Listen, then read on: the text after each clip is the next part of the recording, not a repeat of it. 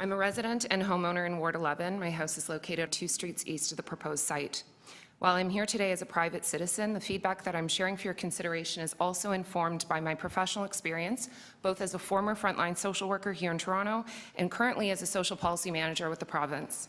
I've dedicated my professional life to public service and helping to address the pressing social issues of our time, including specifically developing policy and strategies to address affordable housing needs, social housing needs, homelessness, and most recently, the poverty reduction strategy for Ontario. I've spent the better part of the last 8 years working on social policy in these areas. I'm a big fan of good social policy, and I have to say that in my opinion, there's overwhelming evidence that this proposal, simply put, is bad policy. It's ill thought out and requires a lot more work before it can and should proceed. I hope it's obvious from my background that I'm not a proponent of NIMBYism. This is about the evidence not supporting the case in this situation. My first and most important point that I want to make today is the proposed site location and immediate surrounding neighbourhood of Rockcliffe Smythe are without question entirely inadequate and inappropriate to properly accommodate the shelter. And it would be irresponsible of you to pretend otherwise and proceed with a recommendation rooted in unsubstantiated claims as set out in the staff report. Here's the truth. Not only was Rockcliffe Smythe identified as one of the 31 neighbourhood improvement areas in Toronto, it was ranked as the 12th worst neighbourhood out of 140, with an equity score of 33.86, far below the benchmark. This means the city identified this neighbourhood as facing serious inequities that require immediate action, and it is bordered by 3 other neighbourhood improvement areas to the north and east, which indicates a geographical saturation of need in this part of the city. 2 objectives in Toronto's own strong neighbourhood strategy are to ensure the neighbourhood has the infrastructure required and to ensure that policies and programs are informed by a neighbourhood's perspective. Clearly, neither of these objectives are being met by this proposal. I doubt that the neighbourhood lens tool was used to ensure any harmful effects are minimized. And I think you should be following the strategy's actions catalog, which sets out hundreds of alternative concrete ideas that could be adopted in order to help support our community become a strong community. Not one of these ideas includes the introduction of a 100-bed emergency shelter. In choosing an appropriate site, city staff's stated objective is always to locate shelters in neighbourhoods with services to support clients nearby. And the staff report says that our neighbourhood has the services that can be utilized by these men to accommodate this program. I find this statement bewildering at best. By its very designation as a neighbourhood improvement area, the neighbourhood has already been assessed by the city as lacking in the services and infrastructure necessary to support those of us who already reside there. In fact, as was mentioned, maps provided by city staff showed the complete lack of services in the surrounding area. How is a struggling neighbourhood, one that cannot even meet current residents' needs, expected to meet the needs of 100 new vulnerable residents? Why would you further exacerbate an established inequity that the city is simultaneously trying to rectify through this strategy? It's nonsensical. As outlined in the staff report, in this neighbourhood, the city's Streets to Home program is actively working with 3 clients living outdoors nearby and has housed 6 people directly from the street in the last 18 months. This does not indicate that our local community has a high homelessness problem, meaning that individuals using the proposed shelter will be relocated from other closed or at-capacity shelters across the city. The stated priority when closing a shelter such as Seton House is to relocate the service within the same neighbourhood or as close as possible. This proposed site is 1 hour by transit using multiple walking, streetcar, subway, transfer to another subway and bus from the downtown location. Furthermore, there's overwhelming evidence that a warehousing approach... You could wrap up. Okay, I'll wrap up. Thanks. So I just want to emphasize that one of the largest possible shelters is being placed in one of the most underserviced neighbourhoods. Is that best practice? I would like to say the opportunity and responsibility to engage in a truly democratic process, and if I could correct a statement from earlier, it wasn't community consultation, it was community information sharing that was made explicit to us at every single meeting. It now falls squarely on your shoulders. I urge you to listen to what we were saying to you today, to examine the facts placed before you, and to hit the pause button. Thank you I respectfully request that you ask staff to work with us. Thank you very much for your time. Questions for the deputant? Sorry. Councillor Nunziata? Yes, if you could just finish your comments. Well, what's Well, she didn't. Councillor Nunziata? I don't know if that's a No, I wanted question. to hear the rest of her presentation. So what's your question? You say, do you have anything else you'd like to? Do you have anything else to say? Thank you, Councillor. Yes, I do. I'll try to keep it brief. I recognize the time pressures. essentially, apart from the fact that there's a lack of services in this neighborhood, which was already identified by the city itself, this warehousing approach to homeless populations is archaic, expensive, and contrary to effecting long-lasting change in the lives of those who access emergency shelters. There's overwhelming evidence that housing 100 vulnerable men in an emergency shelter of this scale and size is irresponsible and inhumane. It focuses on ensuring an economy of scale with little regard to the impact on those who will be using it as their home on a daily basis. Staff themselves have committed to not intentionally replicating the large institutionalized setting of Seton House, which should be commended, and are committed to keeping new sites at a maximum of 125 beds, which this practically reaches, so this is essentially as high as it can get. We all know housing first models are effective. We've heard the statement earlier that we should be investing in affordable housing. We know that consumers in housing first programs access housing faster, more likely to remain stably housed, spend fewer days hospitalized, and participate more in optional supportive services, and there are huge cost savings when there's a decreased use of emergency services. My final comments really were about the lack of process, which other residents have spoken to. I just want to emphasize that the Strong Neighborhood Strategy stipulates that residents should be at the core of the decisions that impact their lives and their community. To not apply that same philosophy to the 12th lowest ranked neighborhood improvement area is beyond hypocritical. I thank you again for your time, and what I was going to say at the end was I urge you to hit the pause button, as I understand Councillor Nunziata will be requesting on this proposal, so that an alternative plan with true community involvement. You'll have to, Councillor Nunziata's time is almost out, so. Can you submit in a copy of your? Yes, I have. Okay. I have printed copies that I will be submitting as part of the record. Councillor Fletcher.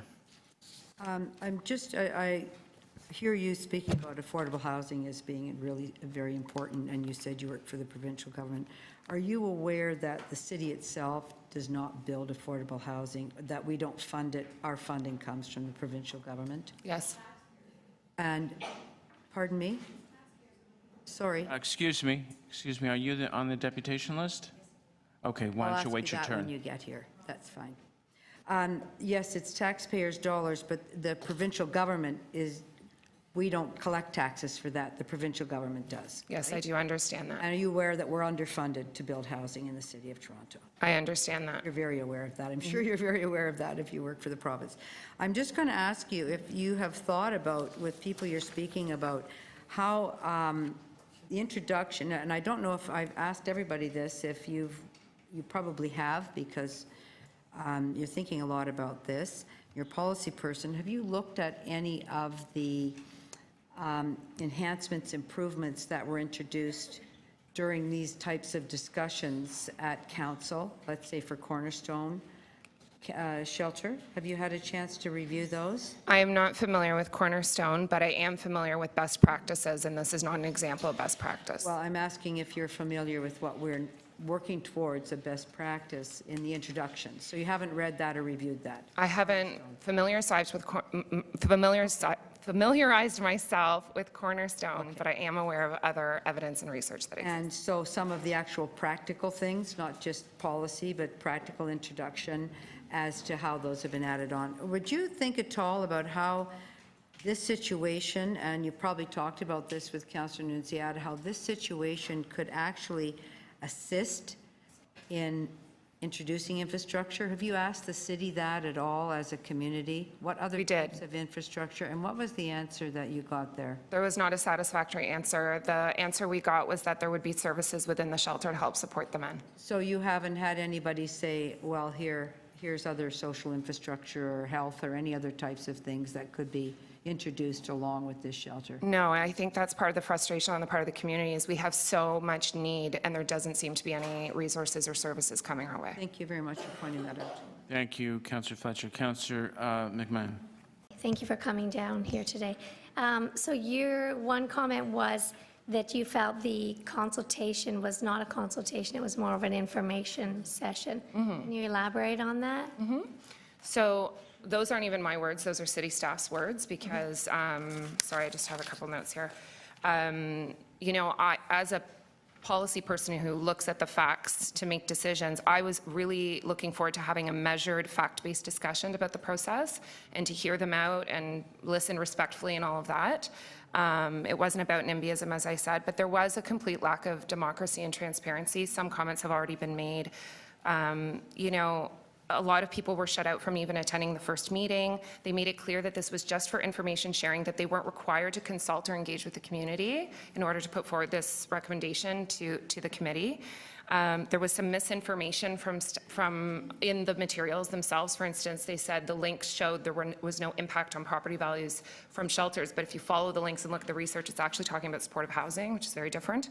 And there were a lot of thoughtful, evidence-based, well-argued questions and concerns raised by residents that were, quite frankly, summarily dismissed.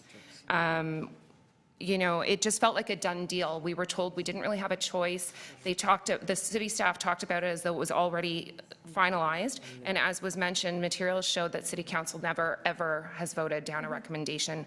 So there was so much actually media attention due to community outrage, not because necessarily of the proposed shelter, but largely because of the way it was being proposed and the fact that we hadn't been included as participants in the decision. So how would you see yourself better included and it be more democratic in your Yeah, great question. Well, if we could go back in time, I think it would be better to have true community engagement and consultation where our voices are heard and our ability. What does that mean? It means coming to us before it's a done deal and making sure that when we ask thoughtful, fact-based, rational questions, that we get the answers we deserve. And using material that is rooted in evidence and showing us the numbers that support the case. It doesn't feel like there was a lot of due diligence in this proposal, and when we shined a light on that, we were basically dismissed.